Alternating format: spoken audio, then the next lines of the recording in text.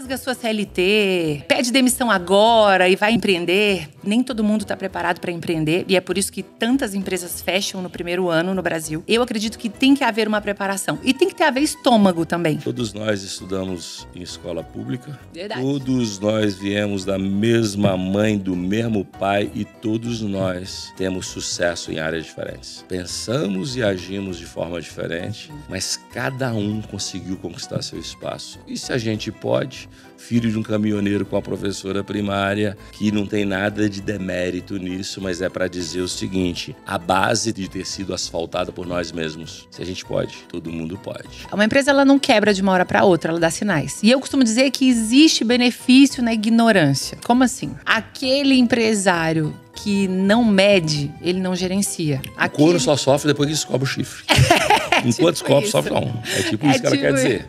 Você que é corno que tá vendo a gente, você só vai sofrer se você descobrir o chifre. Então não procura, não.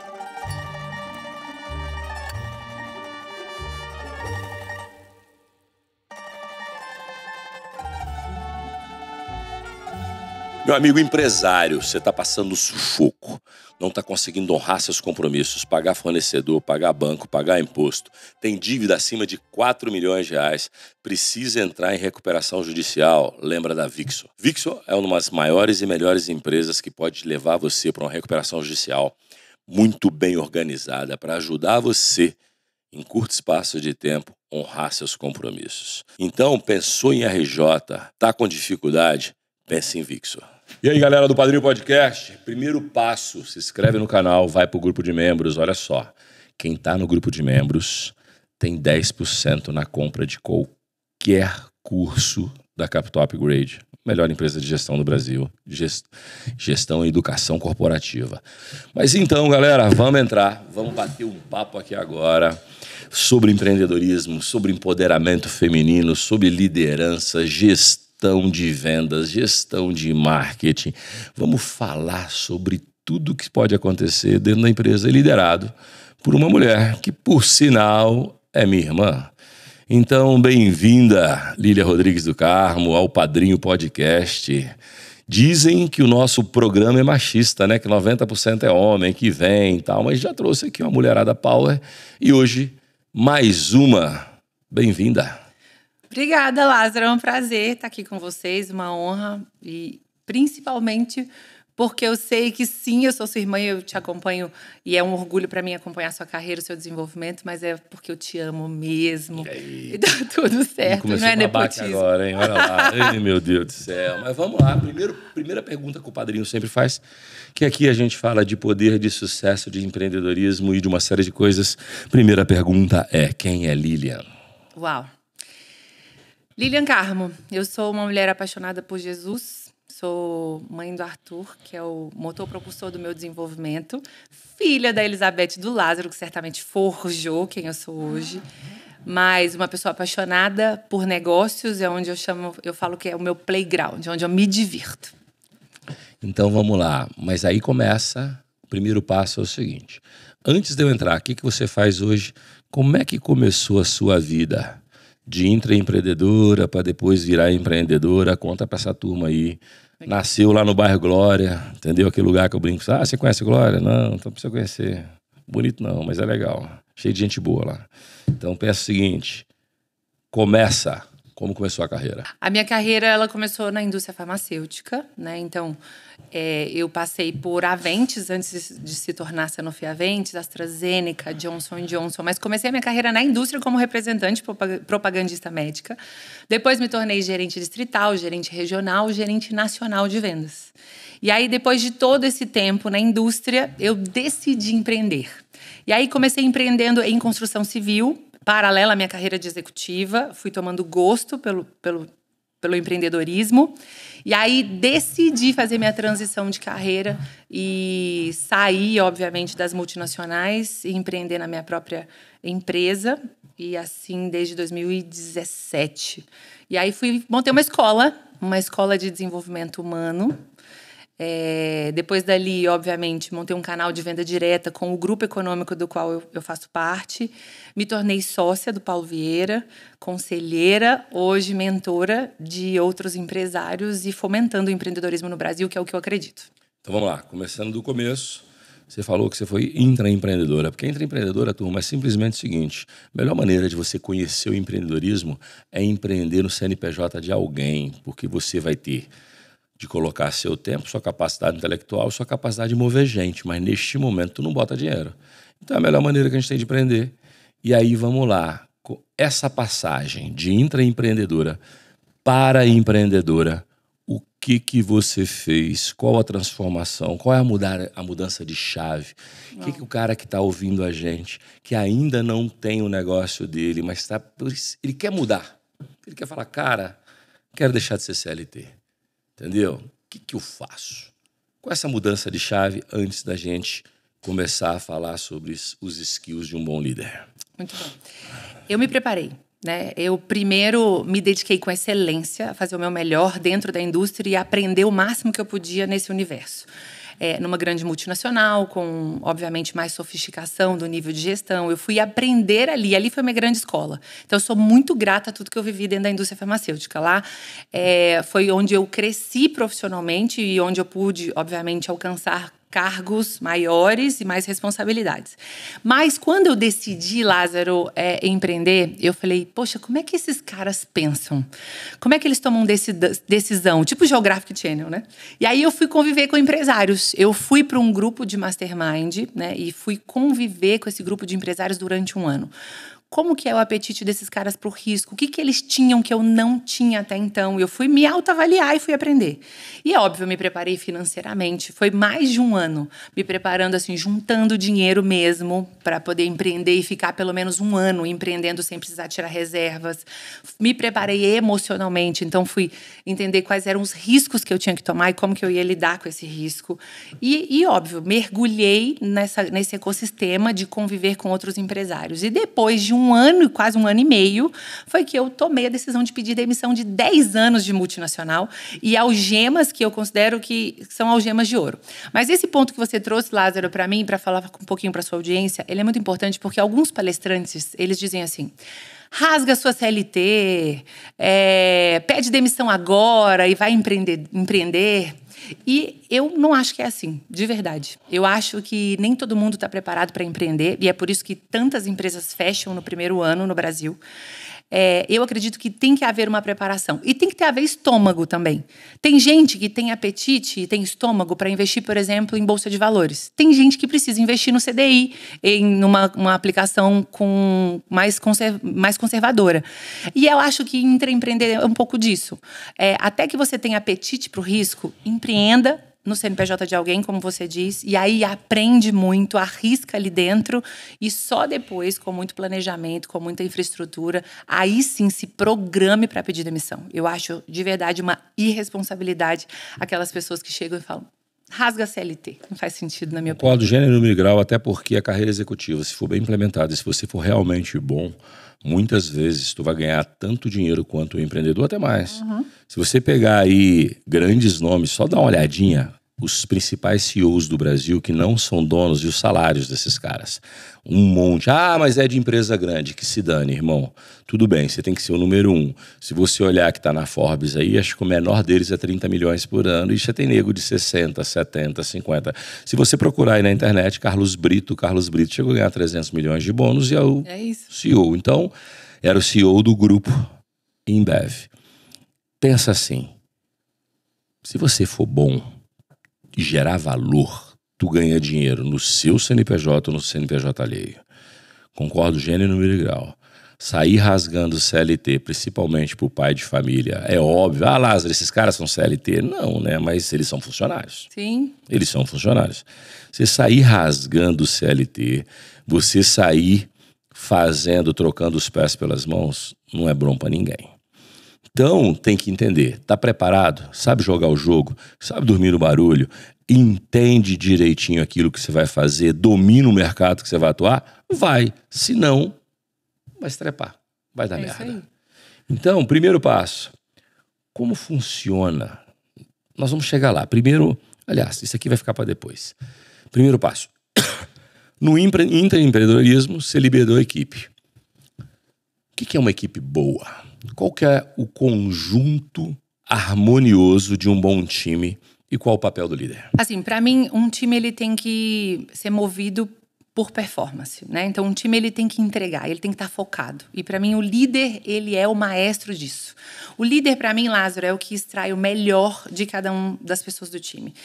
E eu chamo de liderança com maestria, porque é como numa grande orquestra, quando o líder extrai o melhor do violoncelo, do sax, do piano e monta uma orquestra linda. Liderança faz isso. Uma empresa é a cara do seu líder ou dos seus líderes.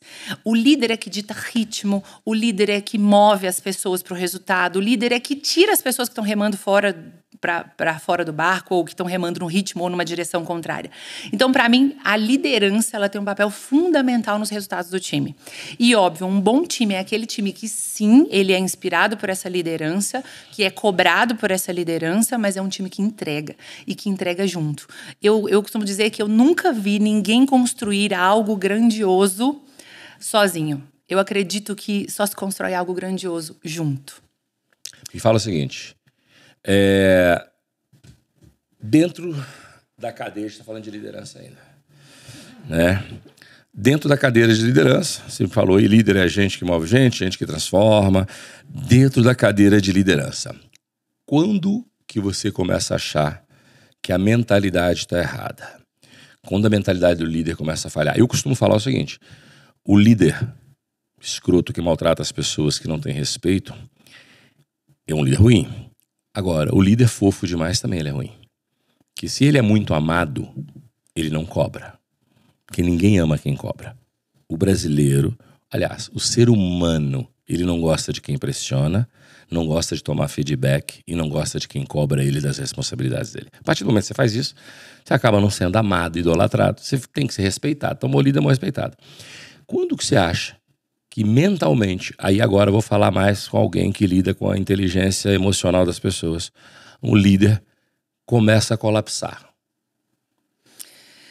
Existem várias maneiras do líder perder a direção. Isso, perder a liderança, a direção, não conseguir tocar o negócio. Quando isso começa a acontecer? Existem vários, eu costumo dizer que os problemas de liderança, eles são multifatoriais, né? Assim, existem várias maneiras de o líder perder a mão, mas vamos falar sobre esse tema que você trouxe. Um líder muito permissivo, ele não consegue mover pessoas para resultado. É impossível. Porque um líder que ele é amigo, ele não cobra, portanto, ele não se indispõe e, obviamente, ele não consegue mover pessoas para coisas grandiosas, para performance, para grandes resultados. De contrapartida, também, o líder tosco, que é aquele líder, e hoje em dia, e eu costumo dizer que essa geração nova que está chegando já não aceita mais esse tipo de liderança autocrática, esse tipo de liderança que impõe o seu próprio ritmo. Na verdade, não é o seu próprio ritmo, impõe o seu próprio pulso, né?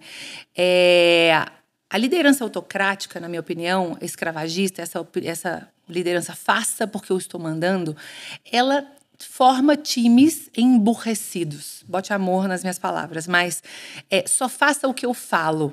Ela cria times, esse tipo de líder, ele cria times que vão só executar o que o dono está mandando ou que o líder está mandando. Não são pessoas que vão se desafiar a pensar, será que tem um jeito melhor de eu fazer as coisas? Será que, ok, me pediram para chegar nesse resultado dessa maneira, mas será que tem alguma outra maneira? Então, as pessoas criativas, elas precisam participar, elas precisam se sentir pertencentes, elas precisam estar dentro da ação. Dizer o que fazer. O líder, ele dá essa visão, ele dá essa direção. Mas o como, o time tem que ter autonomia para decidir o como, para alterar o como, para compartilhar o como, para crescer e amadurecer no como. Porque assim a gente desenvolve gente inteligente. O que acontece na maioria das organizações são líderes centralizadores. E aí entenda líder dono, líder sênior, não importa. Líderes centralizadores, que querem ditar o ritmo para o seu time, do que fazer, do como fazer, tem que ser do meu jeito. E aí, obviamente, o talento criativo. Ele desaparece e vai ter um monte de gente apertando o botão, mas não necessariamente gerando transformação e construindo uma empresa competitiva num mercado tão acelerado como a gente está vivendo. É o que eu acredito. Então, essa é uma maneira também que eu acho que o líder perde a mão. Na permissividade ou no excesso. Antes de eu passar para a próxima pergunta, eu vou tocar num assunto aqui que eu quero que você me fale um pouquinho melhor, mas eu concordo em gênero e grau, que o líder, se ele for imperativo demais, e se ele... Não adianta ouvir. Você tem que saber ouvir. O líder sabe ouvir, deixa a pessoa implementar e depois cobra. A partir do momento que você é imperativo demais, você tem um monte de puxa-saco falso, enfiolado, te achando o máximo, idolatrando. Tem um cara que eu conhecia um tempo atrás, que ele contava uma historinha. Renato Vilarinho, vou contar uma historinha sobre você aqui, com permissão sua. Você não deu permissão, mas eu vou contar porque você conta isso pro mundo. Ele fala que quando ele montou a empresa dele chegou nos 50, 60 milhões, ele começou a dar emprego para os amigos que estavam desempregados e formou uma diretoria de gente próxima dele, que tinham o mesmo propósito dele, mas não tinha capacidade zero. Então, você empregar alguém pela confiança e pelo propósito, começa a cagada aí. Você emprega a pessoa pela confiança, pelo propósito, esse cara não tem competência, vai executar. E quando a empresa entrou em crise, ele reunia o time de diretores e falava, bicho, precisamos fazer alguma coisa. Aí todo mundo ficava olhando para a cadeira e falava, e aí, o que vamos fazer? Aí falava, não, mano, não precisamos fazer alguma coisa. Falava, tá bom, o que você quer que eu faça? Ou seja, a expressão dele, a empresa estava numa merda, ele tinha um monte de gestor merda e ele era o rei da merda. Por quê? Porque ele contratou as pessoas pelo propósito e pela confiança, e não pela competência. Lei da vida. Você passou por uma frase que diz o seguinte, essa geração não aceita. O que tu acha da geração Z mais? Da geração Z pra cá. O que você acha desses caras? Eu acho que essa nova geração, eles são muito acelerados e eles têm acesso a uma informação que nós não tivemos. Eles são potencialmente talentosos e eu acredito que a gente vai precisar entender o como eles agem e como eles tomam decisão para poder extrair o melhor dessa geração. Eu acho que eles são extremamente essenciais para esse novo tempo. Eu encontro algumas fragilidades nessa nova geração que, por exemplo, a minha geração não viveu. Né? Até na minha geração, na nossa geração, era muito mais transpiração do que inspiração. A gente tinha pouco conhecimento, né? A velocidade do qual as coisas aconteciam era infinitamente menor. E, óbvio, exigia menos adaptabilidade, flexibilidade, etc. Eles vieram nessa transformação digital e com essa movimentação, essa agitação desse novo mundo, VUCA e etc. E eles se adaptaram muito bem a isso é ótimo. Porém, nós aprendemos a ter resistência. Couro grosso. A gente aprendeu a lidar com frustrações, a gente aprendeu a lidar com não, as coisas eram mais difíceis. O que eu entendo é que essa geração, ela não sabe ouvir tantos nãos, né? E é uma geração tão inquieta ao ponto de não ter consistência. Para construir uma carreira, pensa assim, um atleta de alta performance, ele precisa ter um estilo de vida de alta performance, e eu estou falando em todas as esferas, né? Alimentação, cota de água, sono, suplementação, etc., durante uma vida inteira, consistência. Um profissional de alta performance não é diferente. Ele também precisa ter uma rotina produtiva com consistência, até ele chegar no resultado. O que aconteceu com essa geração? Lázaro, com 3 meses, essas pessoas pedem demissão, porque estão... já estou enfadonho, eu quero mudanças. Com 6 meses, eles querem ser promovidos. E aí, essa inquietude impede essas pessoas de chegarem em resultados consistentes. E aí começa a corrida dos ratos, porque ela vai correr atrás do rabo durante muito tempo, até conquistar resultado. Então, eu acho que esse é o ponto de desenvolvimento dessa nova geração. Eles precisam, de alguma maneira, também aprender a lidar com essas frustrações. É o que eu acredito. Minha opinião sobre a geração é a seguinte: não tem geração ruim, não tem geração boa. Existe gente esforçada e vagabundo. E esforçado também serve pra porra nenhuma se não tiver resultado. Então, tu é esforçado ou tu é vagabundo. Só tem 2 tipos de ser humano no mundo. Não interessa a geração. Não interessa. Se é milênio, se é Bloomberg, se é X, Z, Y, alfa, beta, o caceta. Só tem 2 tipos de ser humano no mundo, esforçado e vagabundo. O esforço também não serve pra merda nenhuma. Agora, se você é esforçado e não tem resultado, bingo. E se um conselho que eu posso dar pra geração Z, para de tremer o beicinho. Se você parar de... já tá ótimo. Porque conhecimento tá aí, em abundância.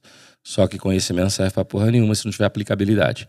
Ah, mas eu estudei muito e virei um sábio. Sábio sem execução, sem aplicabilidade também não serve. O cara tem que entender. Para você aplicar precisa de tempo. Experiência precisa, profundidade e longevidade. Então, se o cara parar de tremer beicinho, arregaçar a manga e levar e saber que nem todo velho é sábio, mas todo sábio é velho. Total. E aos 30 anos, tu não é sábio. Tu tá o primeiro passo de ser uma besta motivada se você achar que você é sábio. Lei da vida. Essa aí é a minha conclusão. Então vamos lá. Ainda só um ponto sobre essa questão dessa geração. E sem polemizar, mas pense assim, nós empreendedores vamos precisar dessa geração trabalhando pra gente. A gente já precisa. Já precisa e daqui pra frente cada vez mais. E eles têm um jeito diferente de trabalhar. Vou te dar um exemplo. No marketing, por exemplo, hoje eu não consigo contratar nenhum colaborador bom, muito bom naquilo que faz, no regime de CLT. E a gente tem que contratar como prestador de serviço, porque eles não querem ser exclusivos, eles não querem... Mas aí é o seguinte, sabia? Sabia que no meu grupo eu tenho um monte de geração Z que quer estar no escritório, Sim. que quer ser exclusivo. Esse cara, ele se diferencia, mas sabe o que eu acho isso? É que quando o cara sabe a cultura do lugar, ele já vai preparado para aquilo. Quando ele não sabe, ele quer fazer escolhas. Como é que a gente trata a mente deles assim? Vamos lá, vamos entrar na inteligência emocional. Como é que a inteligência emocional... Antes de eu passar o próximo passo, começou a falar geração Z, agora vai ter que falar. Como é que o processo de inteligência emocional da neurociência pode ajudar a fortalecer uma geração que intelectualmente ela é melhor do que a minha? Sim. Aliás, dizem que não, né? Dizem que a IA está emburrecendo, mas tudo bem. Eles deveriam ser mais preparados por causa do acúmulo de informação. Se souber trabalhar, intelectualmente vai estar mais bem preparado. Só que, sem essa fragilidade que você falou, como é que esse quesito de inteligência emocional, de neurociência, pode ajudar esse cara? Porque às vezes a gente tem que pensar, às vezes tem que mandar pro cara e falar assim, vai tomar banho, filho, entra lá de baixo, pega água quentinha, esfria, pensa você consigo mesmo, volta aqui e fala o que você quer da vida. Né? Porque às vezes o que eu vejo não sei o que eu quero da vida. Quando o cara sabe, ele é bom. O que pode ajudar? O que o meio ambiente da neurociência, da inteligência emocional, você acha que pode ser aplicado dentro desses caras? Sim. Que eles vão ter uma perspectiva melhor de como é a vida. Perfeito. Daniel Goleman, que para mim é o papa da inteligência emocional no mundo, ele diz que 85% das realizações elas são de skills emocionais e não racionais. Então, o que ele está dizendo é que aquelas pessoas que têm sangue nos olhos, faca nos dentes para poder realizar, elas precisam ter soft skills. Elas precisam ter skills comportamentais, skills de inteligência emocional, que tem a ver com determinação, tem a ver com resistência, resiliência, todas essas competências que nós chamamos de competências emocionais. Cognitivamente, o sucesso, ele tá, segundo o Daniel Goleman, ele está atrelado único e exclusivamente a 15%. E é por isso que não necessariamente as pessoas que iam muito bem na escola, os nerds, aqueles assentados na primeira fileira, não necessariamente esse é uma competência de sucesso. Já conheceu gente muito inteligente, com um QI acima da média, mas que não realiza, que não tem sucesso? Mas também conhece gente com muito pouco recurso intelectual, mas com grande poder de realização e execução, e aí conseguem construir grandes patrimônios, e você olha e fala assim, mas como que essa pessoa chegou até ali? Skill emocional. Eu vejo isso todos os dias. Como irá? Eu vejo gente que para mim não tem skill emocional nenhum, não tem capacidade cognitiva nenhuma, realizando grandes fortunas e grandes empresas, que na minha opinião é foco, obstinação. Porque isso não tem outra explicação. Tem hora que eu não consigo entender. Tem hora que eu falo, gente... É isso. E foco... Foco e obstinação é um skill emocional. Né? Assim, e muitas vezes as pessoas confundem, porque eu sei que existe um conflito quando a gente fala assim, inteligência emocional é como eu utilizo as minhas emoções de maneira inteligente, né? É como eu potencializo as minhas emoções de maneira inteligente. Diante de um conflito, diante de uma crise, é não me paralisar pelo medo, sair de cena num momento de conflito e tomar a melhor decisão. Isso é inteligência emocional. Mas quando a gente vai assim, ok, eu vou para os soft skills. O que são soft skills? Todo combustível ou motor propulsor que me impulsiona a ação. Isso é inteligência emocional também. Isso também é o que a neurociência chama de motor propulsor da realização. É quem age. Essas pessoas que agem, elas possuem os combustíveis internos. Quando você traz assim, o que você recomenda para essa geração? Se desenvolva nos soft skills. Muitas pessoas, elas são contratadas pelo currículo, pela competência técnica, mas elas são desligadas pelas competências emocionais, pela falta de habilidade relacional, pela, obviamente, falta de realização, de compromisso, de determinação, de foco, de energia naquilo que realmente gera resultado e fruto e resultado dentro de uma empresa. Então, assim, eu entendo que a competência emocional, ela não é um skill só para essa nova geração, mas para todas as gerações, que, óbvio, na minha opinião, é um combustível de super sucesso. Aquelas pessoas que investem nisso, investem em se autoconhecer e conhecer o outro, investem em desenvolver as suas próprias competências emocionais, elas já largam na frente do coeficiente intelectual. Então, serve para ambas as gerações e é para quem quer ter resultado. Deixa eu fazer uma outra pergunta. Então, vamos lá. Como que o trabalho da inteligência emocional pode ser aplicado em uma empresa para transformar o resultado? Porque quando a gente fala de gente, você pensa o quê? Você pensa em desenvolvimento organizacional, RH, team building. Tem outra maneira? Tem outra maneira de um mentor em inteligência emocional fazer o negócio virar? Como é que eu uso isso no dia a dia de forma prática? Sim. Quando você pensa na palavra coach, quando você pensa nas aplicabilidades da inteligência emocional, você pensa o seguinte: o RH vai fazer team building. O RH vai juntar o time, vai contar uma historinha e vai botar para assistir palestra. Entendeu? Como que isso pode ajudar a cultura da empresa? Porque o que move a empresa é a cultura. E eu concordo que se o cara não tem respeito, se não tem equilíbrio, não tem cultura, né? Às vezes até tem, meio que esquizofrênica, mas até por medo o povo move, né? Sim. Mas como é que eu coloco isso para melhorar os funcionários, para melhorar a cultura da empresa? Como é que eu faço esse papel?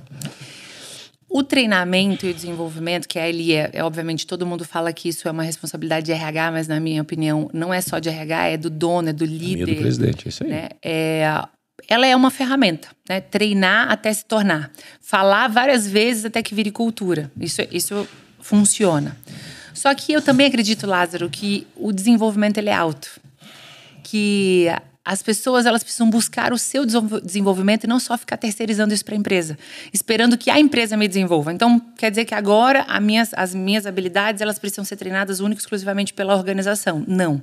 Se cada colaborador ou cada intraempreendedor entender que a carreira é dele, dentro ou fora da empresa que ele está, ele vai olhar para ele e vai falar: ok, o investimento que eu fizer em mim, eu levo comigo por onde eu for. E eu até cresço dentro dessa organização onde eu estou. Cresço a companhia e cresço na minha ascensão de carreira, de dinheiro, de conhecimento, de desenvolvimento.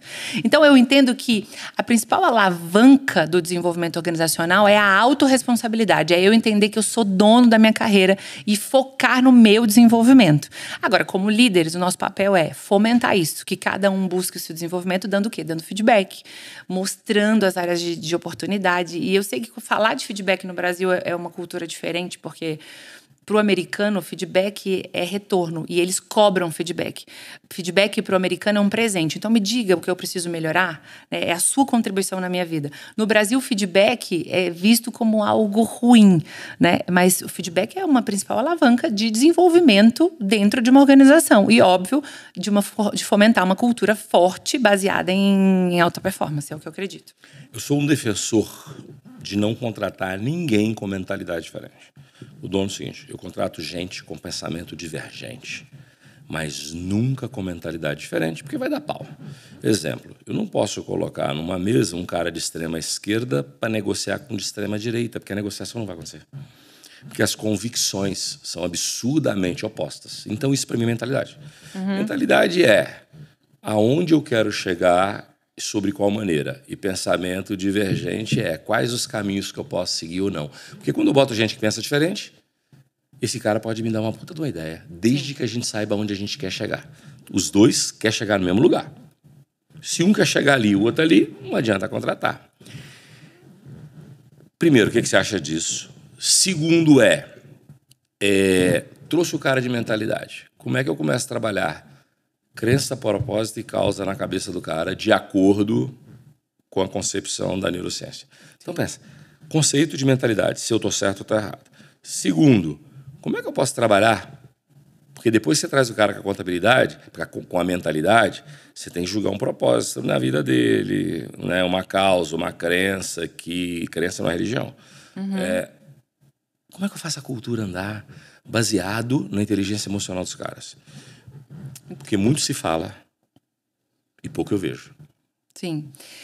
Você falou sobre a mentalidade do dono e como ele contrata pessoas para trabalhar com ele. Ao longo desses anos, Lázaro, mentorando empresários, eu vi muitas empresas esbarrando no teto do teu crescimento pela mentalidade do dono ou da liderança. O que significa isso? Tudo que o dono podia entregar, ou dentro da capacidade técnica e até da capacidade emocional dele, ele fez o seu melhor até ali. E aí a empresa gera uma estagnação na empresa. A empresa não consegue romper, ela não consegue crescer. Porque o conhecimento que trouxe ela, o conhecimento que ela tem, trouxe ela até aqui. Mas para um novo conhecimento, para ir para um novo resultado, ela precisava, obviamente, desse novo conhecimento. E para mim é nessa hora que o dono precisa entender que ele precisa de pessoas complementares e talvez até mais inteligentes do que ele, ou melhor, não mais inteligente, mas pessoas com skills complementares ao dele, que possuem competências em áreas que ele não possui, para levar e mover essa empresa para um resultado grandioso. Eu estava visitando uma empresa, a 3M, numa das sedes da 3M em Campinas. E aí, lá na parede, tinha uma foto do fundador centenário e estava escrito assim: contrate os melhores, mas deixa eles trabalharem. Quando você fala sobre mentalidade, eu entendo assim, o dono ele é soberano. Ele tem a visão, ele trouxe a empresa até aqui, ele é o CVO, ele é o líder visionário, ele tem a soberania da decisão, o sim ou não e as consequências do sim ou do não é do dono. Mas eu entendo que o dono, que tem a humildade de reconhecer assim, a minha empresa veio até aqui pela minha capacidade, pelo meu talento, pela força do meu braço, mas para ir para um outro nível eu preciso de pessoas complementares e usa dessa completude, dessas skills complementares para formar um grande time, que é o que você fala muito no teu livro sobre capital intelectual. Quando ele usufrui disso, quando ele traz essas pessoas imbuídas na mesma visão, indo para o mesmo lugar, eu entendo que aí sim ele rompeu a barreira da mentalidade dele. Ele entendeu que ele precisa de ajuda, que ele não vai fazer nada sozinho. E que para construir algo grandioso, são esse poder dessa mente mestra, que se encaixa, que se complementa, é que vai gerar grandes resultados e grandes frutos. Quando você falou da segunda parte, que você fala, como é que a gente implanta isso? Causa, né? Propósito, crenças. O líder ele tem esse papel de mostrar essa visão, essa linha de chegada, de mostrar a visão e de engajar esse time intelectualmente rico ou intelectualmente próspero, essas pessoas que estão ali para produzir e entregar o melhor de si, engajar essas pessoas nessa visão. E, obviamente, aquelas pessoas que não estão indo para esse lugar, o papel do líder também é tirar e dizer, olha, com muito respeito e com muito amor, a gente deu certo até aqui, mas não vai dar certo daqui adiante. Vamos sem você. E tá tudo certo. Porque esse é um ambiente democrático, esse é um ambiente meritocrático da organização e tá tudo bem. Então, para implantar, quando você fala assim, como é que faz para implantar, né, essa cultura de propósito, de ter uma crença, uma causa para perseguir? Para mim é liderança. Para mim é soft skills. É o líder que inspira, que move, que consegue mover as pessoas para esse lugar. Isso também é mentalidade. Por isso que eu sou apaixonada pela mentalidade, por isso que eu me aprofundei ao longo da minha carreira, fiz mestrado em neurociência, para entender o potencial da mentalidade humana, porque as barreiras que nós encontramos ao longo da nossa carreira profissional também têm a ver com as mentalidades e com as crenças que nós fomos imputando ao longo do tempo. Você acredita na pressão? Sim. No poder da pressão? Sim. Explica melhor, dentro da sua concepção, qual que é o poder da pressão no desenvolvimento humano? Vamos lá, assim, ó.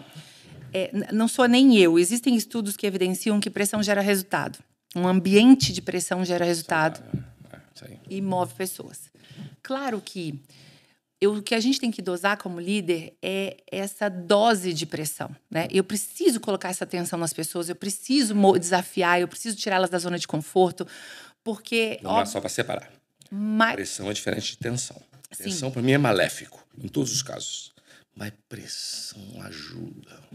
Olha só. Essa pressão, ela move as pessoas. Não tem jeito. O ambiente organizacional precisa. O que acontece? Dependendo do tipo de pressão que o líder faz, ou tensão, do jeito que você quiser chamar, ele tem dependendo da constância do tempo, se ele não der um respiro, eu costumo dizer que é aquela despressurização da panela de pressão. É soltar o pino de vez em quando e despressurizar. Eu falo o seguinte, pressão não explode a panela de pressão, tensão explode. Tensão é uma coisinha só. Bota a falta de respeito na pressão que se fudeu. É isso aí. Espanou todo mundo. Você pode isso aí. Se botar falta de respeito na relação, É isso.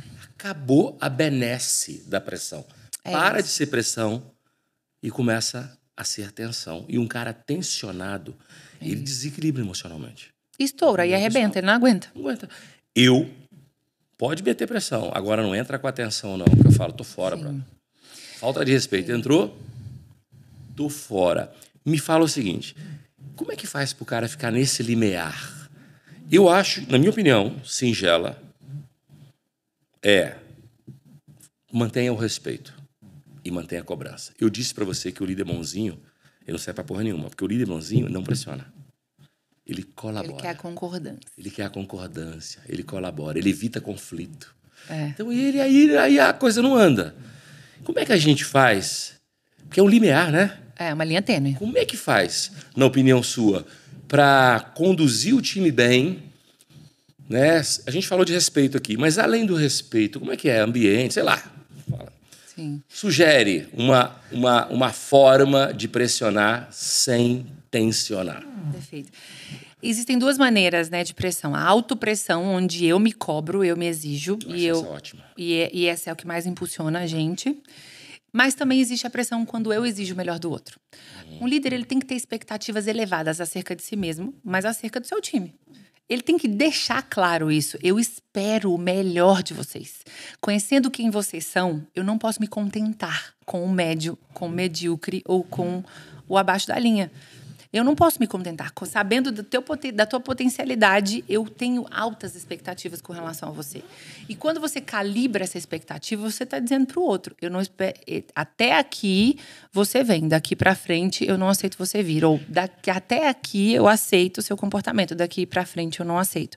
Então, o líder, ele tem essa capacidade de direcionar a pressão para onde ele quer. Seja para que o colaborador se autodesenvolva, ou seja também para desafiar e tirar as pessoas do status quo, deixar de fazer as mesmas coisas. Para mim, a liderança, ele tem um papel-chave no desenvolvimento humano, e não tem outro... Deixa eu fazer uma outra pergunta agora, que é um assunto que toda vez que eu toco nele, tem um monte de hater que me xinga. Ai, meu Deus. Eu falo o seguinte, as doenças psicossomáticas são fato. E cada vez mais, né... cada vez mais ela é usada como bengala ou como fato da desordem mental humana. Outro dia eu vi pelo buraco da fechadura um podcast com o Ricardo Ventura, onde ele entrevistava um psiquiatra super renomado e ele falava o seguinte, as doenças existem, mas hoje em dia, na conjunção atual, a maioria delas é simplesmente uma bengala para se não se autorresponsabilizar. Eu sei que existe, né? Nós temos dentro de casa uma mãe que tem depressão. E é químico esse troço. Sim. E é comportamental, sei lá, é a vida inteira nessa. Não consegue sair muito disso. Momentos melhores, momentos piores e tal. Como é que eu uso a inteligência emocional? Você me falou um pouco, um bom líder e tal. O que você acha que está acontecendo com as pessoas que têm muito burnout? As pessoas têm muitas doenças emocionais, entendeu? Fragilidade, para mim, é uma doença emocional. Uma pessoa que se auto-intitula extremamente frágil, incapaz de resolver os problemas. E eu já escutei isso. Tipo, não sei o que acontece comigo, eu me sinto paralisado, eu me sinto inútil e incapaz. Eu falo, gente, mas peraí, cara, então não é... Sim. O que acha disso? Perfeito. Isso é... fruto dos tempos. Acho que eu não via tanto falar disso nos anos 80 e 90, como eu escuto recente. Existe alguma explicação dentro da neurociência? Será que é o excesso de informação? Sim. Será que é o excesso de competitividade? Ou então, olhar demais o telhado dos outros? A internet mostra os caras tão poderosos que de vez em quando eu me sinto medíocre. Rapaz, eu olho para os caras que eu acho que esses caras foram tão foda assim, com tão terra a idade. Eu sou um merda. A única coisa que eu acho é que a maioria é mentiroso. Mas também tem. Será que é isso? Me fala, assim... Bom, Antes de falar se tem uma causa, né? Assim, é um fato. É fato, A OMS, ela já evidenciou, né, que as nossas organizações estão doentes. O índice de afastamento laboral por ansiedade, estresse e burnout aumentou gigantescamente. E é por isso que veio uma normativa que é a NR1, que é para, de alguma maneira, exigir que as empresas de lucro real, que as maiores empresas, óbvio, aquelas que têm acima de 300 colaboradores e todos, a empresa de lucro real, ela venha com treinamentos específicos para a área de saúde emocional e para que ela olhe mais para a saúde emocional. Então, é fato. As pessoas estão doentes dentro do ambiente de trabalho, né? Como é que a gente lida com isso? E aí sim a neurociência fala que o que são as pessoas deprimidas, né? Ou depressivas, segundo a neurociência? É aquela pessoa que tem um excesso de passado ruim. Ela olha para o passado, ela vive nostalgicamente esse passado ruim e ela vive e revive no presente aquilo que já passou. Ela fala desse passado, ela olha para o retrovisor e é como guiar um carro olhando para o retrovisor. Ela não consegue andar, ela não consegue ir para frente, ela não consegue se mover. E aí a neurociência diz, como é que eu tiro uma pessoa da depressão?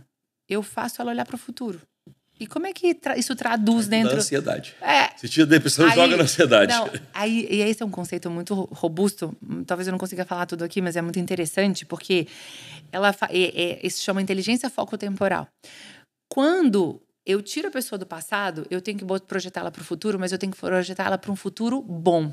Como? Com metas, com uma visão de futuro positiva e com perspectivas de crescimento. E aí, como é que a gente faz isso no ambiente organizacional? Plano de carreira, meta, bônus, premiação, recompensas. São incentivos para levar essa pessoa para um futuro e um futuro positivo. Aí, quando você falou, eu fico ansioso, levei ela para o futuro, ficou ansioso. O que é a ansiedade? É o excesso de futuro ruim. Será? Será que vai acontecer o pior? Será que a minha empresa vai quebrar? Será que eu vou perder o emprego? Será? E esse excesso de futuro ruim também gera ansiedade nas pessoas. Então, eu entendo aqui, qual que é o melhor dos mundos, né? Segundo o conceito da neurociência de inteligência foco-temporal. É a gente viver 60% no presente, agindo. Com foco no presente, fatos e dados. 30% planejando o futuro e planejando um futuro bom. E 10% olhando para o passado. Mas olhando para o passado para quê? Para fazer aprendizado. Para dizer assim, errei, ok, aprendi. Então, o que eu faço diferente daqui para frente? Dessa maneira, as pessoas gerem melhor a inteligência emocional. E acho que esses são alguns exemplos. Você sabe que a minha motivação difere disso. Eu olho para o passado e me motivo. Sabe por quê? Eu tenho medo de voltar a ser fudido. Não quero voltar. O que me move? Medo de ser fudido, velho. Já fui, quero saber não, meu irmão. Me move, puta que pariu. Eu vou olhar pro retrovisor e tal, rapaz. Não quero nem olhar para aquela porra do retrovisor, não. Eu peço a Deus todo dia, nunca me deixa andar para trás. Até pro lado, de vez em quando, tudo bem, se for pro meu aprendizado. Mas para trás, não, velho. Esse é o ponto. Você olha para trás e diz, eu não quero mais essa vida, aquela vida, aqueles erros. Aprendizado.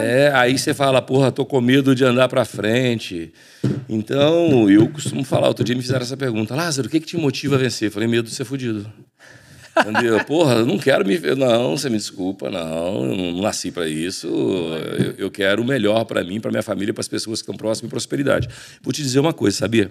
Esses dias atrás, a gente tinha uma vaga numa empresa para promover uma pessoa. E tinha uma garota lá, que eu tinha uma boa impressão dela, maravilhosa, ainda tenho. E ela era competente, proativa, dinâmica, o cambal. Eu cheguei lá pro Paulo Vitor, falei, irmão, promove essa mulher.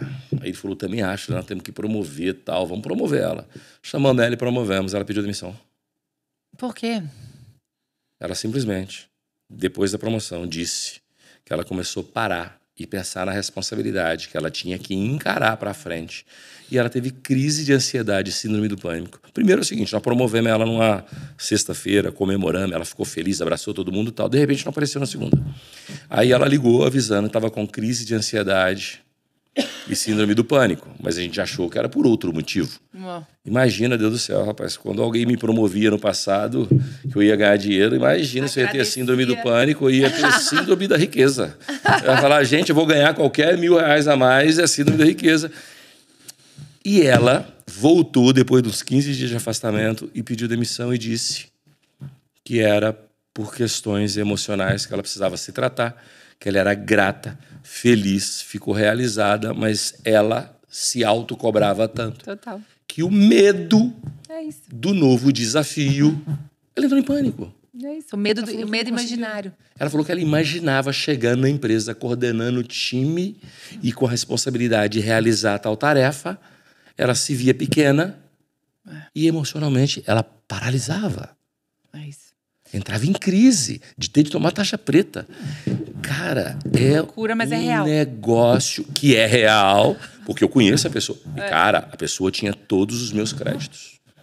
Se essa menina controlar essa emoção dela, ela vai longe. Porque pensa numa pessoa proativa, pensa numa pessoa que tem consistência na atividade, não faltava, pensava, trazia solução de tudo.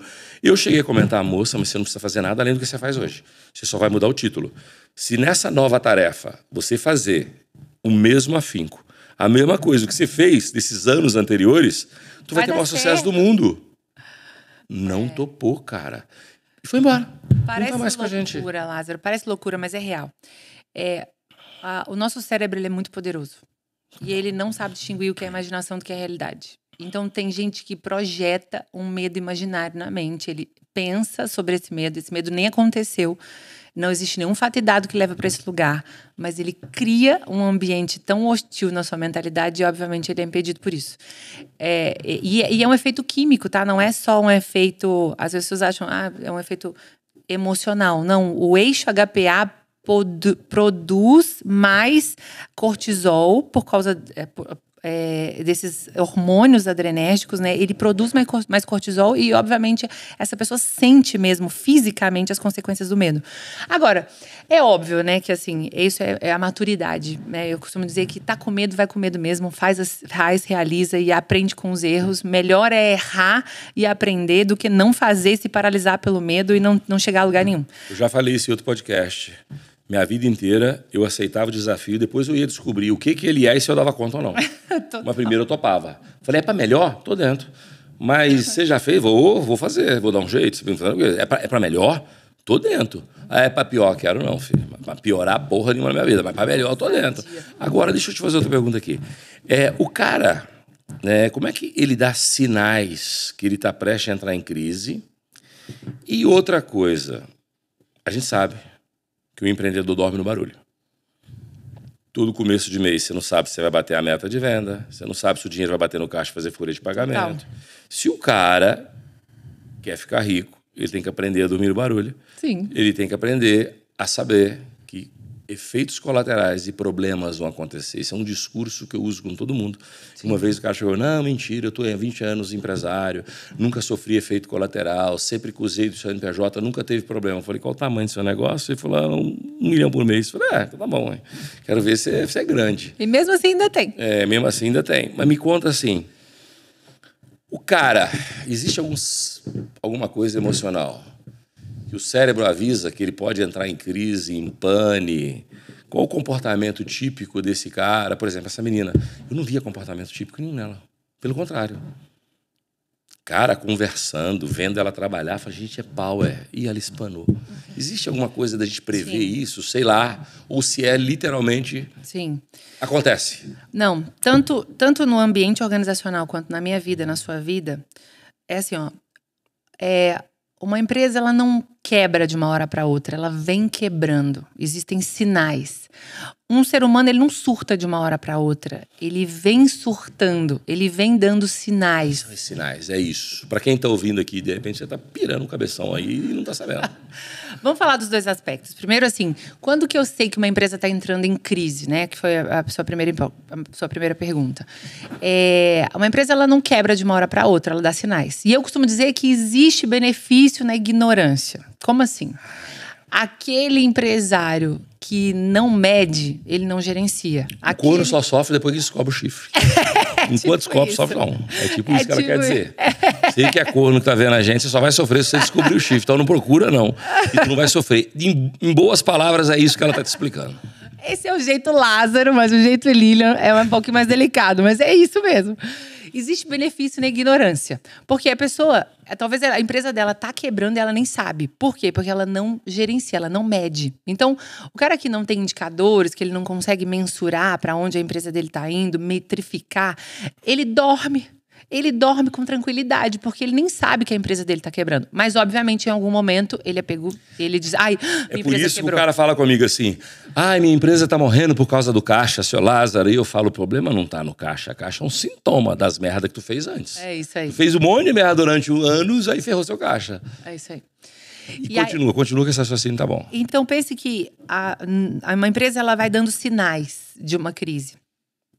E aí, cabe à liderança, ao dono, né, ao líder sênior, fazer o diagnóstico desses sinais e compreender esses sinais e, obviamente, fazer correção de rota para que ela não chegue num momento onde ele tem que fechar, por exemplo, uma empresa. Na vida pessoal não é diferente. Na minha saúde física, na minha saúde emocional, meu corpo vai dando sinais. A minha mente vai dando sinais. E o que eu preciso é entender e fazer compreensão desses sinais para tomar a melhor decisão. Para saber o momento de sair da operação, para tirar férias e realmente despressurizar. Ou, obviamente, intervir ali emocionalmente com ajuda médica e etc. Então, eu entendo que a crise ela nunca pega alguém de surpresa. Ela vai dando sinais, seja dentro de um ambiente organizacional ou na vida pessoal. Cabe, obviamente, a compreensão humana de quais são esses sinais e o que fazer com isso. Deixa eu fazer uma coisa. Como é que eu diferencio, se é que existe, o medo real baseado em fatos e dados e o medo ilusório? Porque pensa assim, coragem intempestiva, para mim, é burrice e suicídio. Aquele cara fala assim, todo dono tem que tomar risco. E sai tomando risco. Incalculado, né? É um inconsequente. É um inconsequente, é diferente. Sim. O cara tem que ter apetite por risco. Calma, apetite por risco, você tem que ter pelo menos 51, 60% de chance de dar certo. Porque se você tem 70% de chance de dar errado e você toma a decisão, você foi inconsequente. Então, como é que a gente diferencia isso? Aquele dentro das questões emocionais. Por exemplo, cara, eu já me ferrei. Eu vou contra mim mesmo, porque eu digo que não existe intuição nos negócios, existe preparação. E eu conheço muita gente intuitiva. Mas eu me estrepei numa situação com um trabalho que eu tive com umas pessoas, que no início, quando eu bati o olho, eu falava assim... Alguma coisa sinalizou. Mas eu falava assim, bobagem. Pô, isso aqui tem um comportamento que não me agrada, mas esse grupo é sólido.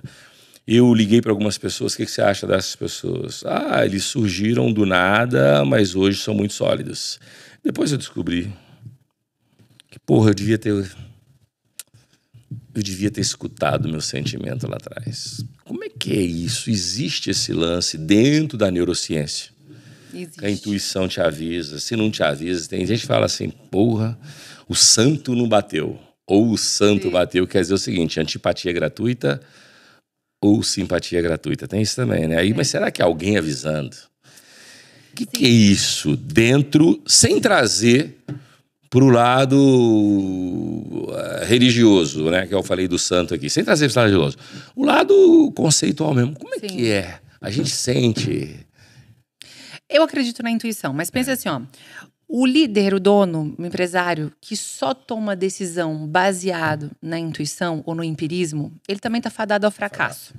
Total. Porque ele vai só decidir com base nas suas próprias crenças ou nas suas próprias limitações das suas emoções. Então, para mim, a época da decisão do achismo, com base no achismo, já acabou. Não existe mais espaço para isso dentro das empresas. Eu e você precisamos tomar decisão baseada em fatos e dados, em números, em indicadores, em coisas mais palpáveis, mais reais, para que a gente possa ser mais assertivo. Mas eu também acho, Lázaro, que não dá para descartar completamente o empirismo ou a intuição que vem com esse empirismo. Porque, assim, você já viveu tanto aquilo, você já está tão dentro daquela organização que muitas vezes você intui mesmo. Você olha para a pessoa, faz uma entrevista e ela é competente, tem todos os skills necessários para aquela cadeira e você olha e fala, tem alguma coisa nessa pessoa que não me faz apostar. Mas você fala, não, que loucura, coisa da minha cabeça, o currículo é perfeito, olha o background dessa pessoa, vou apostar. Aí você contrata. Em algum pouco tempo você fala, meu Deus, por que eu não ouvi a minha intuição? Por que eu não ouvi nesse feeling ou nesse sinalizador? Então eu falo que esse sinalizador, esse feeling, ele vem da experiência. Experiência vivida, né? Aplicada. Então eu não descarto a intuição. Mas óbvio que não é só a intuição, senão a gente vai viver num mundo muito pouco pragmático e cheio de erros. Eu tenho um cara, Max, abraço pra você, Max. O Max manda filosofia pra mim todos os dias. Ele é um filósofo. Ele me manda trechos de filosofia. E tem um trecho que ele depois me falar quem é esse filósofo, que eu não lembro, que o filósofo fala assim, intuição não existe. Intuição não existe. Existe a sua experiência vivida e a sabedoria te avisando que pode dar merda. Acho que é isso que eu acredito, que é intuição.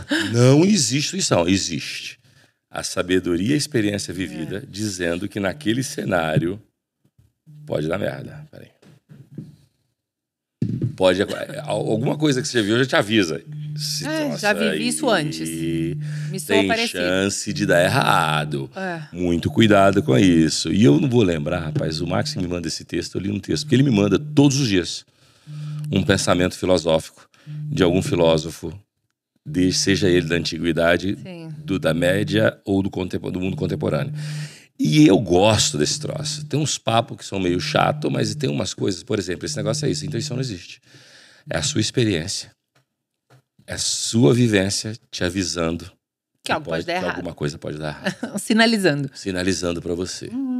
Mas isso tudo, por que uns têm uma intuição do jeito, outros têm intuição do outro e outros têm intuição para outras coisas? Porque ela é toda baseada em tudo que você viveu. A experiência. E quanto mais velho, mais intuitivo. Sim. Só que o intuitivo tem o porquê. Sim. Eu acho que isso é legal. E isso faz sentido do ponto de vista racional, né? Sim, sim. Faz todo sentido. Quanto mais experiência tu tem, menos medo do risco. Gato escaldado tem medo de água fria. Porque eu já fui queimado uma vez, se eu vejo balde de água fria, eu falei, aquele negócio ali pode estar quente. Não vou passar lá de baixo. E eu acho isso muito legal. Amigo empresário que vende pela internet, está com dificuldade de aprovação no meio de pagamento? O sistema que te atende não responde rapidamente seus problemas? Ele não tem um help desk que vai te ajudar a vender mais? Eu tenho a solução. Conheça a Page. Page é a melhor plataforma subadquirente para você que vende pela internet. Se você quer vender mais pela internet, se você quer vender com mais segurança e você quer ser bem atendido com atendimento humanizado, vem para a Page. Clica aqui nesse link, conheça mais a plataforma. Eu tenho certeza absoluta que você vai migrar da onde você está para a Page. Outra coisa, falando de gestão, de pessoas, de grupo, o que é o mais gostoso e prazeroso e o que é mais difícil, na sua opinião? Eu falo que ser líder é tomar decisões difíceis todos os dias. Faz parte, né, do escopo do trabalho. Para mim, assim, lidar com gente é uma única certeza. Nós vamos ter muita satisfação de ver o resultado do outro, ver o crescimento do outro, e acho que essa é uma das recompensas. É você olhar e olhar com prazer e dizendo, uau, eu fiz parte de algo grandioso, eu fiz parte da contribuição do crescimento dessa pessoa. E então, ser líder também é a certeza de ter muitas, muitas alegrias. Mas também de ter algumas decepções ao longo da jornada. Né? De saber que nem todas as pessoas vão jogar o jogo limpo ou vão acertar, e tá tudo bem. Então, lidar com essa frustração, tomar decisão difícil, faz parte do dia a dia de uma liderança. O gostoso é óbvio, ver essa transformação diária, olhar para aquela pessoa, aquele colaborador que começou jovem dentro da companhia e que você fez parte do crescimento dele, olhar para ele e ver o crescimento dessa pessoa, para mim é uma âncora de satisfação. Eu olho e falo, que legal. Pude contribuir com a carreira dessa pessoa, com a transformação de vida dela e com o desenvolvimento dela, seja financeiro, emocional, não importa. Olhar e falar, uau, fiz a minha parte, contribuí e para mim é uma satisfação. Mas também saber que vamos ter decepções, vamos ter dias difíceis, vamos ter que tomar decisões difíceis, vamos ter que romper com alianças que já não fazem mais sentido para uma caminhada que funcionou até aqui, mas não vai funcionar para uma caminhada futura. Então, eu entendo que faz parte. E assim como em todos os relacionamentos, no qual a liderança não é diferente. Eu vou falar assim, do meu ponto de vista, de uma forma bem simplória. Simplória não, que é feio. Simplista. Da forma bem simplista. A coisa mais difícil é demitir e a coisa mais prazerosa é contratar. Ué, Marasa, por que você está falando isso? Você adora demitir as pessoas, adora demitir o incompetente. Mas eu não adoro demitir gente boa porque o resultado está ruim. E então isso é difícil. Agora, a coisa mais gostosa é contratar, sabe por quê? Porque se eu contratando, eu estou crescendo. Então, se eu estou contratando, eu estou atingindo o resultado. Se eu estou contratando, eu estou expandindo. Se eu contratando, eu estou atingindo minhas metas. Porque ninguém contrata sem atingir meta, ninguém contrata sem crescer. Então, de uma forma bem simples, quais são os prazeres e os desprazeres? O desprazer, ele está na simples atitude de demitir, por N questões. Sim. E o prazer está na simples atitude de contratar. Também por N questões. Isso que você falou é muito interessante, porque assim, eu também falo isso nos treinamentos que eu ministro, que por mais que você tenha todos os motivos para desligar alguém, e os motivos racionais, por mais que você tenha toda a justificativa, nunca é fácil.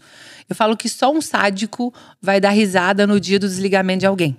Então, uma das decisões mais difíceis do líder realmente é desligar. É o momento que você vai lá, porque é uma ruptura. E, na minha opinião, também uma das mais estratégicas. Sim, e você sabe que a psicologia explica que o desligamento, o momento do desligamento, a curva dos sentimentos, ele é semelhante ao que uma pessoa sente no ato da morte de um parente querido. Então, a psicologia relata que é uma ruptura. Nenhum ser humano está preparado para viver a ruptura, em qualquer área da vida. Ninguém está preparado para perder. Ninguém está preparado. Qual a maior certeza da vida? Que vai haver a morte, mas ninguém está preparado para isso. A finitude. Vamos me xingar de novo. A finitude, para mim, é motivação e satisfação. Eu saber que eu vou morrer é necessariamente um combustível que eu preciso para viver mais. Porque meu fim vai chegar. O seu vai chegar. Ou viver melhor, né? E também. todo mundo vai chegar.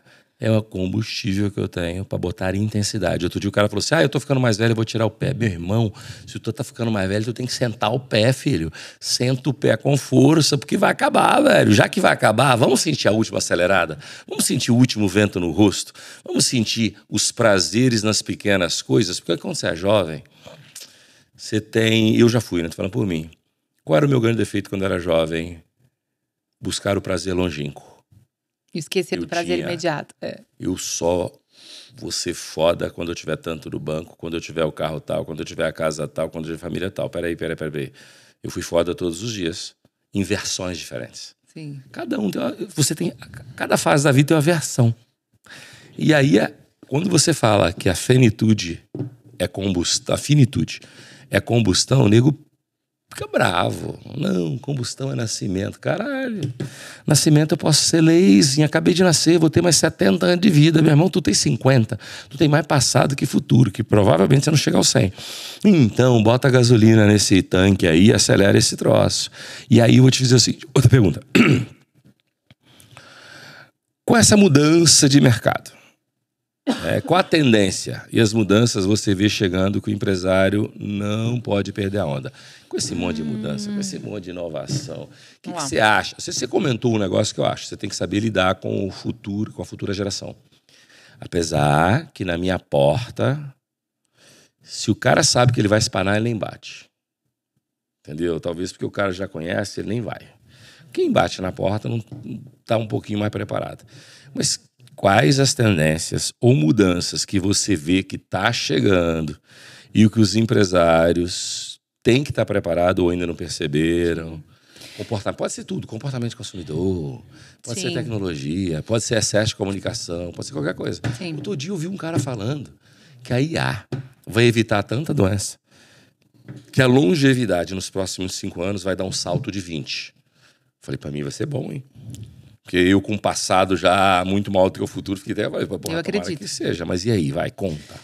Então, eu ia falar justamente sobre isso. Agora, pensando no mercado, no momento que a gente está vivendo, eu acho que os empresários precisam olhar para essa inovação tecnológica que está vindo com a inteligência artificial. Eu não acredito, de verdade, que a inteligência artificial vai substituir o humano.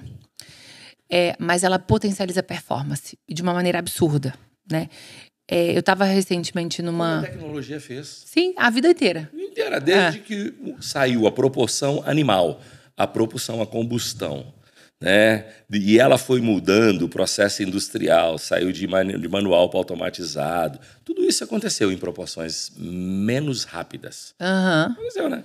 Também fala sua opinião sobre isso. Então, eu entendo que todos os empresários deveriam olhar para a inteligência artificial como uma fonte um recurso propulsor de todas as áreas da sua companhia. Eu vejo muitos empresários falando, eu vou investir em inteligência artificial para diminuir quadro de funcionário. Eu acho que esse não tem que ser o foco, mas tem que ser utilizar esse recurso para potencializar a performance. Tem muito se falado em, por exemplo, utilizar a IA como SDR, como pre-sales, né? Como qualificador antes de chegar para o closer. Mas até hoje, nenhuma foi 100% acertada. Em algum momento, o ser humano vai querer falar com outro humano. Bota robô para falar não, que eu desisto. Então, eu entendo que, se você perguntou qual o movimento que o mercado está indo e que eu acho que o empresário deveria olhar, é o movimento tecnológico. Os avanços tecnológicos, eles nunca foram tão rápidos após o advento da inteligência artificial. Para tudo. E aí você fala assim, eu vou utilizar IA na minha empresa para quê? Para tudo. Eu estava numa reunião contábil agora com a minha contabilidade, semana passada, e um dos recursos que a gente utilizou foi criar um prompt, colocar todas as informações financeiras, contábeis e perguntar para o prompt o que ele via ali de risco, o que ele via com base nas informações que ele tinha. Aquilo ajudou a guiar e nortear a reunião. Então eu entendo que o empresário ele tem que estar atento. E eu estou falando só de tomada de decisão, utilizar a inteligência artificial para tomada de decisão. Mas poderia ser para gerar uma melhor experiência para o cliente, para tornar mais efetivo um processo dentro da organização, um fluxo de trabalho, ou até mesmo a performance do produto ou do serviço. Então, hoje, eu entendo que se o empresário tivesse que olhar para uma tendência de mercado, eu falaria: olhe, veja o que está acontecendo nas maiores feiras de tecnologia do mundo. E é isso mesmo, é para ir para Londres, agora em setembro, na maior feira de tecnologia que acontece, para mergulhar e ver quais são as tendências, o que está acontecendo. Porque o advento da inteligência artificial vai mudar muito rápido os nossos negócios, o nosso mercado.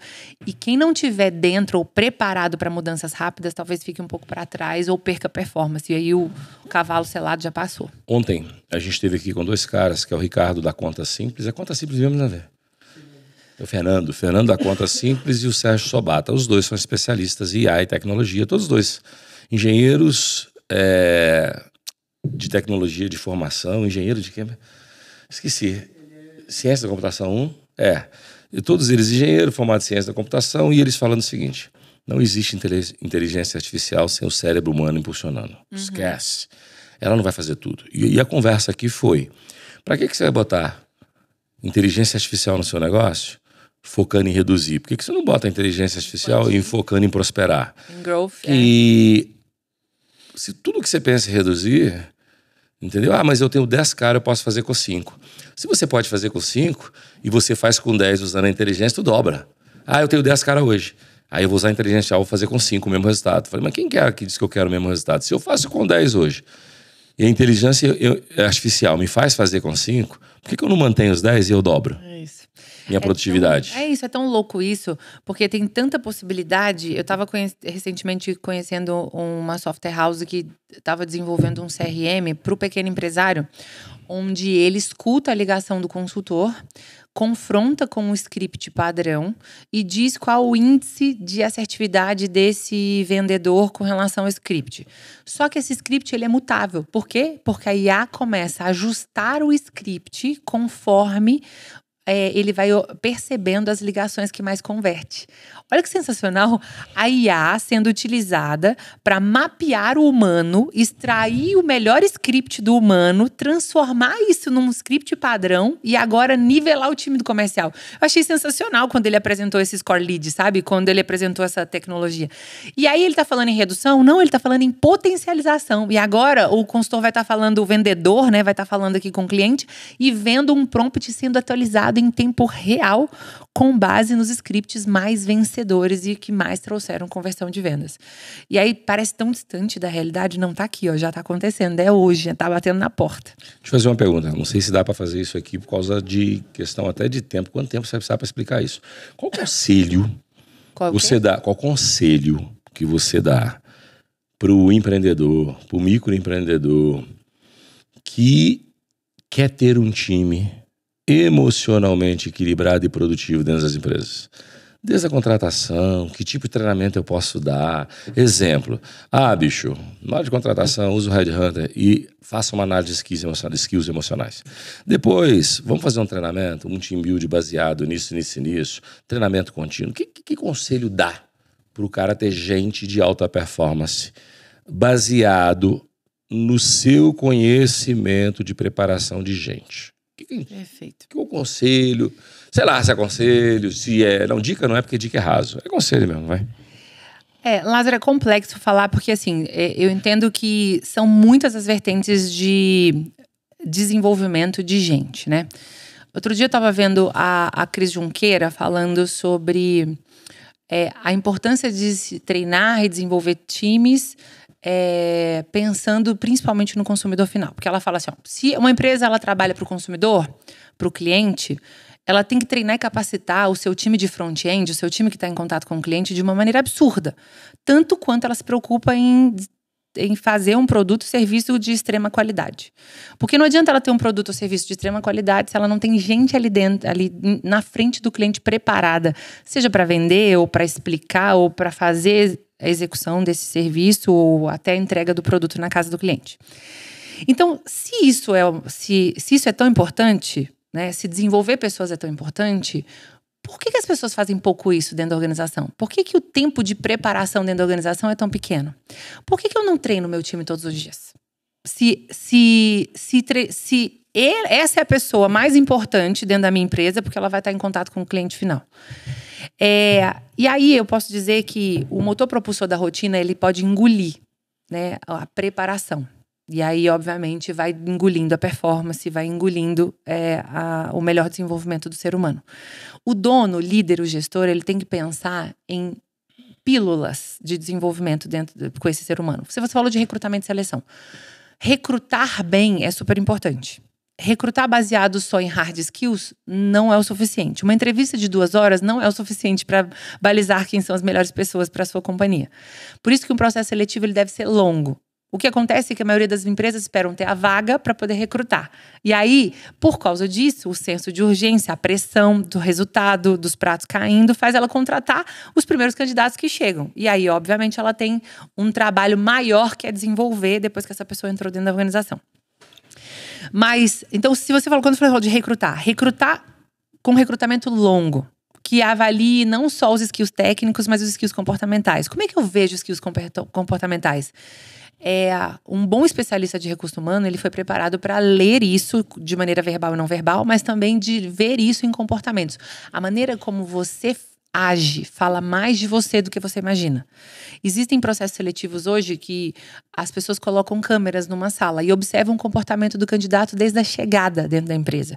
Porque não é só no tete-a-tete na frente de um entrevistador, porque ali ela está preparada, ela está blindada para responder e para falar aquilo que o outro quer ouvir. Mas nas atitudes dela antes desse momento, desde o momento que ela chegou, quanto ela se relacionou com as pessoas que ela passou por perto. Tem gente que observa skills de caráter, né? Por exemplo, deixei um dinheiro caído no chão. Será que essa pessoa pegou o dinheiro, devolveu o dinheiro? Existem várias maneiras de avaliar. Então, o recrutamento ele tem que ser longo para trazer as melhores pessoas. Treinamento deve ser diário. Ele tem que ser profundo e contínuo para fazer com que as pessoas sejam realmente treinadas e desenvolvidas em toda a sua capacidade. E eu entendo que não tem uma fórmula mágica, sabe? As pessoas querem atalho, elas querem, me dê uma dica de $1 milhão. Ou me diga uma única coisa que vai me fazer sair de miserável para milionário. Não tem. Tem um esforço, um conjunto de esforços para sim desenvolver time e mover essas pessoas para grandes resultados de performance. Você acha importante a tomada de referência na contratação? Eu acho. E existem maneiras de fazer isso, né? Eu costumo dizer que... Se o cara for sênior, eu ligo pro chefe dele na frente dele. Boto no viva voz e falo com ele, fica caladinho aí. Fica aí. Esse cara falar de você. Se o cara falar mal dele, eu falo, e aí, que história você me conta? Se o cara que te compra, o cara que te conhece não te compra, por que eu vou comprar? Me conta uma boa história. É isso. Olha só. Você sabia que, você óbvio sabe disso, por lei, nenhuma empresa pode dar referências negativas do seu colaborador. Por isso, você liga pro RH e fala, nada que desabone a conduta. Eu falo, porra, eu tô te perguntando se o cara é bom. Nada que desabone a conduta, isso não serve pra porra nenhuma. O dono, meu amigo, se mais for emocionado, ele fala a verdade. E por mais que... Ok, então, tecnicamente, uma empresa ela não pode ou ela se coloca em risco toda vez que ela dá uma referência negativa. Porém, contudo, eu entendo que as referências elas são essenciais para a melhor tomada de decisão. Pesquisa em rede social, pesquisa nos processos trabalhistas, civil, na vara eu civil. não contrato gente que chega assim, sextou, segundou. Sextou, feliz, segundou. A não ser que eu for dono de uma balada. Mas caso contrário, eu não contrato. Vamos falar de uma coisa. Vamos. Futuro. Sim. Próximos passos da Lilia, próximos projetos, qualquer coisa relativa ao futuro. Primeiro é o seguinte, como é que tu vê o futuro do mercado geral do Brasil daqui para frente, diante de tanta turbulência? Então, primeiro, vamos falar do mercado, né? Depois eu falo do que eu tô pensando para mim. Estamos num grande movimento internacional, eu costumo dizer, numa grande guerra comercial, que vai agitar o mercado interno e o mercado externo. Eu entendo que qual que é a blindagem anticrise? É a minha preparação. É a preparação dos meus colaboradores, é a preparação da minha empresa. Claro que existem situações fortuitas que não estão no meu controle. Eu não estou no controle dos ventos, do mar e tal. Isso pode acontecer uma turbulência no meio do caminho. Mas eu posso preparar a minha capacidade para lidar com essa crise, né? A capacitar o meu time para lidar com essa crise. De contrapartida, eu também vi ao longo de toda... Onde foi que grandes empresas se consolidaram? No momento de crise. Como foi que a Amazon se tornou Amazon? No momento de crise. Foi quando ela, na década de 1994, ela teve que fazer uma mudança drástica por causa de uma movimentação da economia americana. Ela previu uma tendência do mercado online, mas não era uma realidade naquela época, se antecipou. E aí, quando veio todas as movimentações digitais, ela estava preparada para crescer. Ela se preparou. Ela anteviu. Ela percebeu os sinais e as movimentações de mercado e fez todas as precauções. E Jeff Bezos ainda fala no livro dele que ele se preparou intelectualmente, se preparou com tecnologia, mas ele se preparou com caixa. Porque ele falou assim, uma empresa tem sempre que ter caixa para poder lidar com um momento de crise ou com uma situação difícil. Então eu entendo que, independente da movimentação que a gente está vivendo agora, e é real, não as movimentações que a gente está vivendo na nossa economia, eu acho que vai haver uma mudança do perfil de consumo em várias categorias. As pessoas, no momento de insegurança, elas retraem, elas deixam de consumir. E aí, obviamente, como empresária, o que eu tenho que me desafiar é como que eu vou alcançar esse cliente que está com medo de consumir?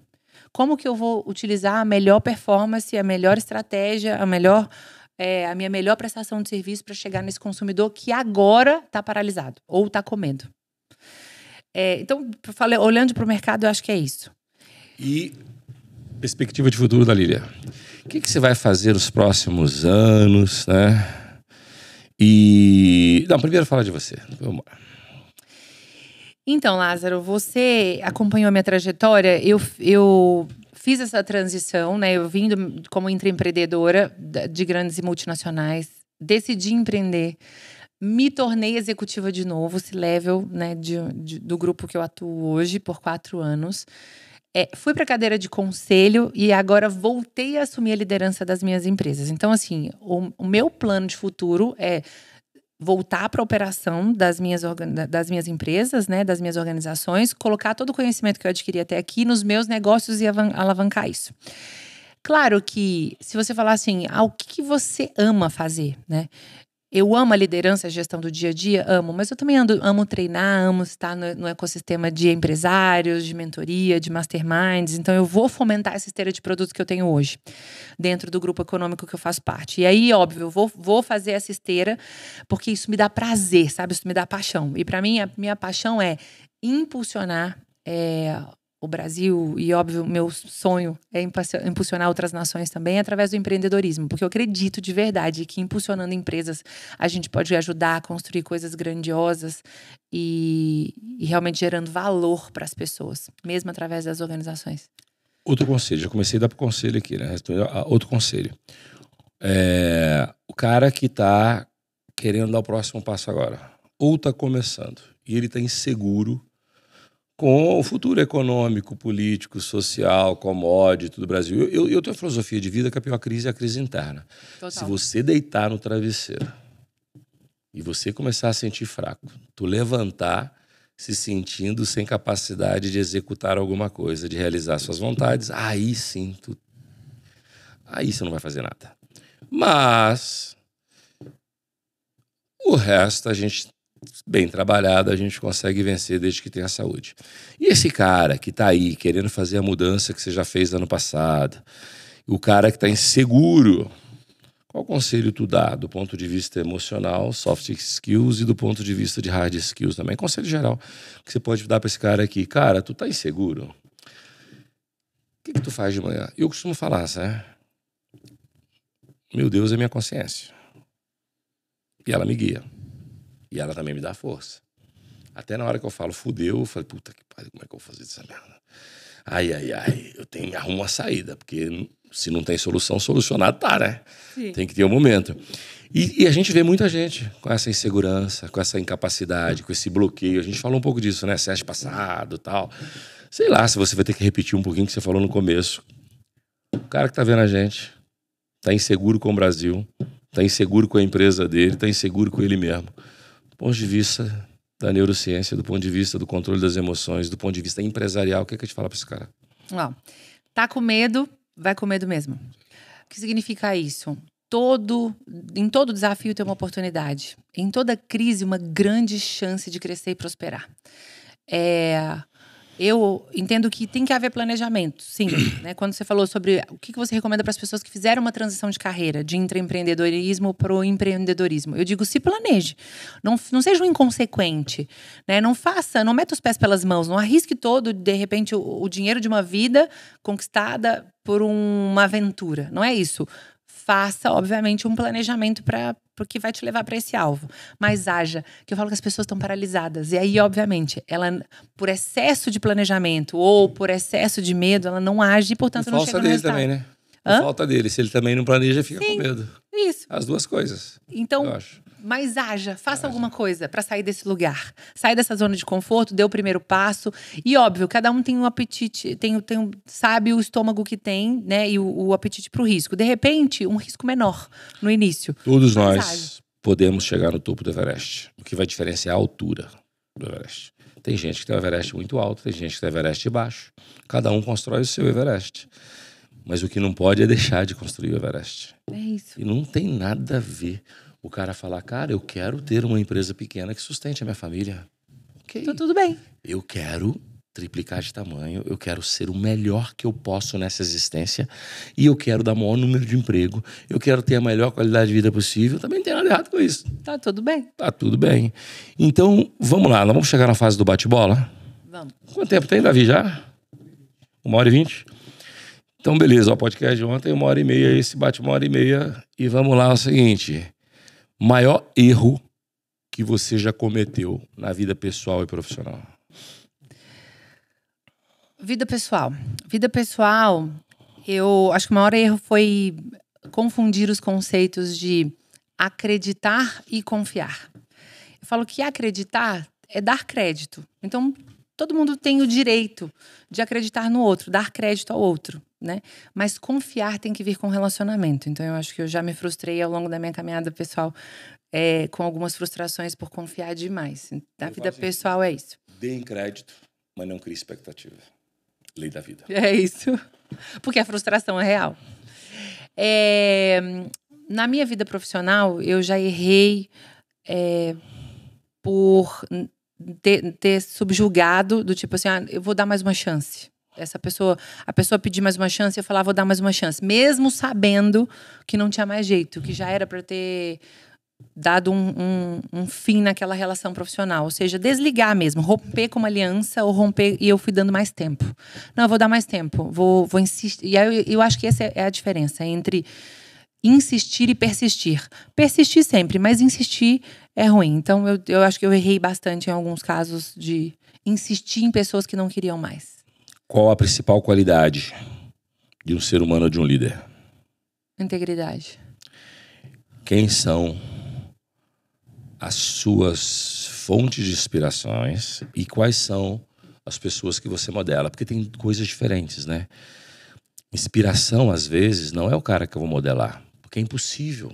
É isso. Às vezes, por exemplo, porra, eu tenho uma inspiração, putz, eu acho, sei lá, Jack Welch o máximo. Porra, mas não... Apesar que eu ainda consigo modelar o jeito dele fazer as coisas. Mas modelar é quem tá próximo, inspiração, às vezes, é quem tá muito longe, né? Total. A gente acha que tem que... Quem são essas fontes para você? Perfeito. E... vai lá. Primeiro essa. Minha inspiração é Cristo. Minha inspiração é a minha fé. Assim, é a fé que eu acredito, né? Ele, para mim, é a minha inspiração.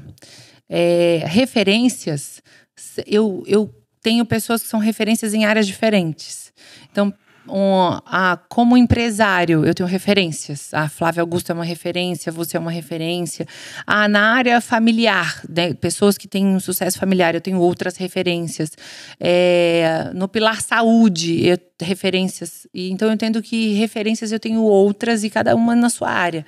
Mas, assim, eu sempre busco ter como referências pessoas que já tiveram resultado, que já chegaram aonde eu um dia almejo chegar.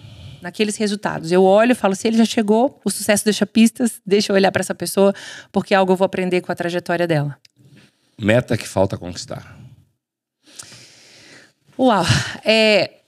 Eu tava pensando, acho que eu tô meio nostálgica agora com família, por causa do que eu acabei de sair de um casamento, mas eu tava pensando esse final de semana. Acabei de sair. Quando fala acabei de sair da... separar, não, entrou. Acabei de sair da cerimônia de um casamento emocionante. Aí, na cerimônia do meu casamento, assim, naquele dia que eu vivi aquele final de semana ali em família, eu pensei assim, qual que é o verdadeiro significado de legado para mim? E aí, para mim, assim, é que os meus filhos vivam como piso o meu teto.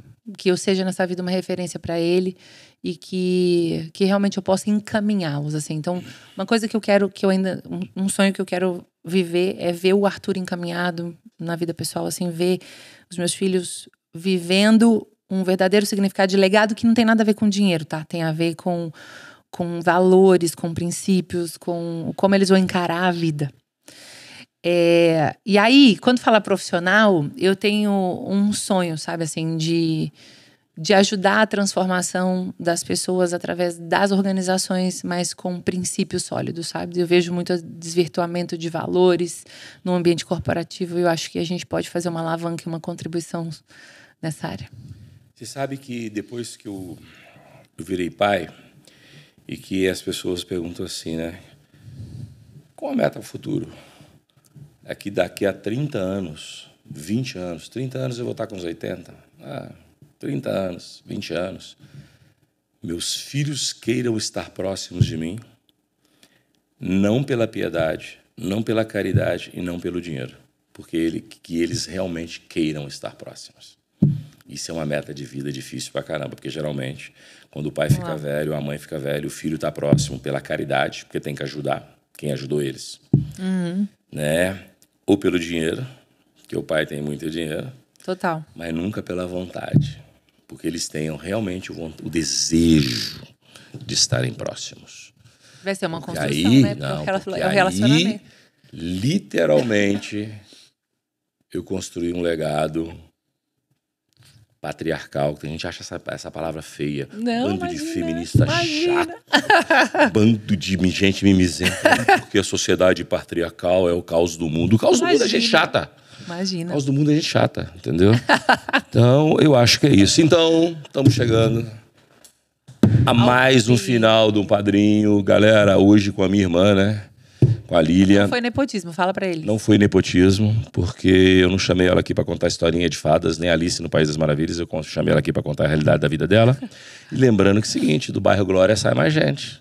Sai mais gente boa. Deve ter saído mais gente de lá. Muito mais gente de lá, deve ter muita gente boa. E lembra o seguinte, que conselho você dá pra audiência do Padrinho? O que você fala para esses caras? O que eles podem esperar da sua contribuição para esse planeta? Conta aí, né? Dá um conselho para a audiência. Como é que eles podem ser humanos melhores, empresários melhores? Uau. Entenda que nunca vai ser sobre eu e você, mas sobre a transformação que a gente gera por onde a gente passa. E não tem maneira mais bacana de fazer isso através da nossa liderança e do empreendedorismo. Então, por onde você passar, gere transformação, faça o seu melhor, entregue o extraordinário. E com certeza você vai contribuir para um mundo muito melhor de se viver. Eu quero te dar um presente da Minimum. A Minimum é que fala o seguinte: existe sofisticação na simplicidade.